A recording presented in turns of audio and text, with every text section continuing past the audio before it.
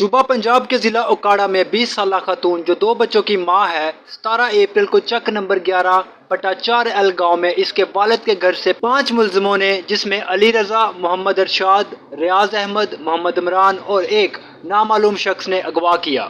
متاثرہ خاتون نے بتایا، میں کچھ خاندانی مسائل کی وجہ سے اپنے شوہر سے علیحدگی کے بعد ستمبر سے اپنے والد کے گھر میں رہ رہی تھی۔ 17 اپریل کو میرے والدین شام کو کچھ رشتہ داروں سے ملنے گئے ہوئے تھے۔ میں گھر میں اکیلی تھی جب ملزم نے حملہ کیا۔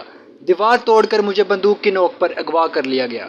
متاثرہ خاتون نے بتایا کہ وہ اسے کار میں ایک ویران سرکاری اسکول لے گئے جہاں علی رضا نے اس کے ساتھ زیادتی کی جبکہ اس کے مسلح ساتھی پہرے پر کھڑے تھے۔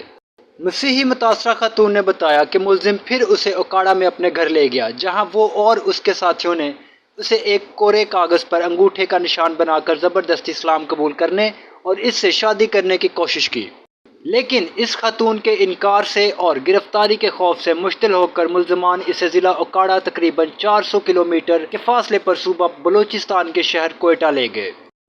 انہوں نے بتایا کہ وہ تقریباً 20 گھنٹے تک گاڑی چلانے کے بعد وہ کھانے کے لیے ایک ریسٹورنٹ میں رکے اور پھر اسے وہیں چھوڑ دیا۔ متاثرہ خاتون نے بتایا کہ وہ بری حالت میں سڑک کے کنارے بیٹھی تھی جبکہ ایک خاتون نے آ کر اسے سنبھالا اور اپنے گھر لے گئی جہاں اس نے اپنے والد کو فون کیا اور اس کی واپسی ممکن ہو سکی۔